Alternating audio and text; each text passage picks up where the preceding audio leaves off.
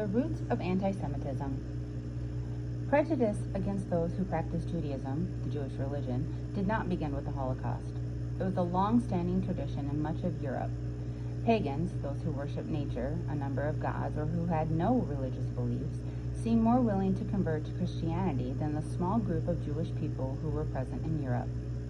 The Lateran Councils of the Catholic Church of 1179 and 1215 put restrictions on all non-Catholics, including Jews, infidels, non-Catholics, and they were required to wear special yellow badges, and they were supposed to live apart from Christians. The beginning of the ghettos. Later, Jews were forced to listen to conversion sermons, and their books were censored and confiscated. Wild accusations that Jews spread the plague, also known as the Black Death, and poisoned wells were made. In one country after another, the Jews were driven out. England's King Edward I seized the possessions of the 16,000 Jews living there, and he expelled them from his kingdom. French King Philip the Fair robbed his Jewish subjects and drove them out as well. Germany was not unified, and so the Jews driven out of France and England were accepted by the rulers of some German states. Nothing could protect Jews from the prejudice of cruel mobs accusing them of causing a local catastrophe, so many Jews were forced to move again, this time to Poland or Italy. Jews in Spain were forced to convert or die. Some Comoranos became Catholic. In 1492, all Jews were ordered to leave Spain, and in 1496, they were driven from Portugal. Except for the Moranos and Jews secretly practicing their religion, no Jews remained west of Germany. German and Polish Jews found their only safety was in the confines of the ghetto, and there they formed a separate society. A few ventured out of the ghetto to become successful in business. Some advised kings on financial matters, known as court Jews, but most were too poor, marked by a yellow badge and limited in where they could go and what occupations they were allowed to enter. These were the Dark Ages for Jews. Slowly, Jews became more accepted. The Dutch allowed Jews to return during their wars with Spain. In England, after King Charles I was beheaded, Oliver Cromwell and the Puritans came to power. The Puritans, strongly anchored in the Old Testament, welcomed Jews back. Roger Williams, founder of Rhode Island, invited Jewish people to immigrate to his American colony. In the early 19th century, Jews began to become more visible. In one country after another, change was occurring.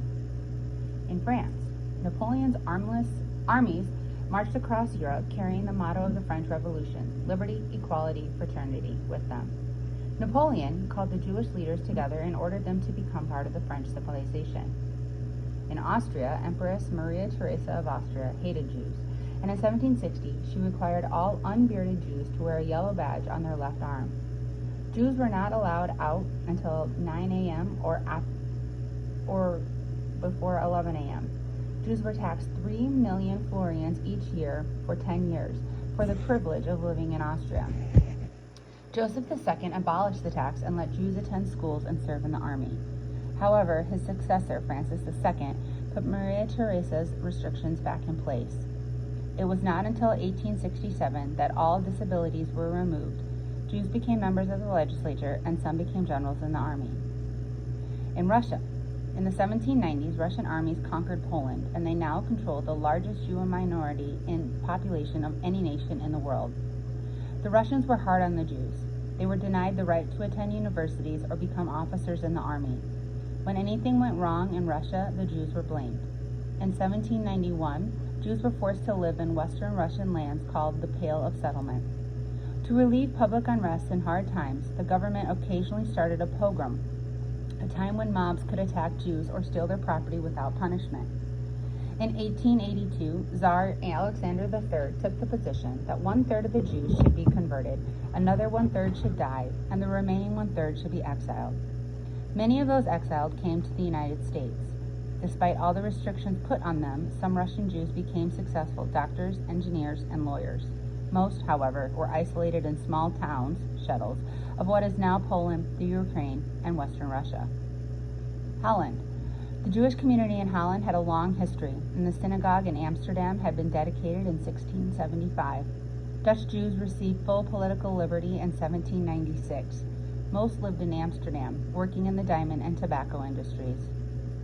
Sweden, Norway, and Denmark were all tolerant of Jews.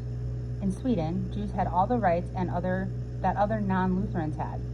Norway and Denmark gave Jews full rights, and a prosperous Jewish community developed in Denmark where they became leaders in banking and business. Germany. Jews in Germany had become so isolated that they could not speak or write in German. Moses Mendelssohn, a brilliant Jewish scholar, overcame that problem by translating the Torah into German. After some important German states gave Jews citizenships, restrictions on Jews were finally lifted in 1870. Jews were now more visible and could more easily move among, compete with, and excel alongside the rest of the population. The Gentile, or non-Jewish community, became aware of them, and they reacted in various ways. To many, a Jewish person was only slightly different from anyone else, and they had no problem accepting them. Others, called anti-Semites, saw Jews as a threat and found excuses to put them back in what they believed was their proper place. To rally support for their position, anti-Semites brought up medieval accusations against the Jews. They said Jews were Christ killers, that they drew blood from Gentile children for their Passover celebration, and that they plotted against Gentiles. Other anti-Semites looked to a new race theory to try to prove that the Jews were genetically inferior to Gentiles. To Jews, freedom from the isolation of the ghetto was a mixed blessing, because now they were exposed to the evil accusation and threats of the outside world.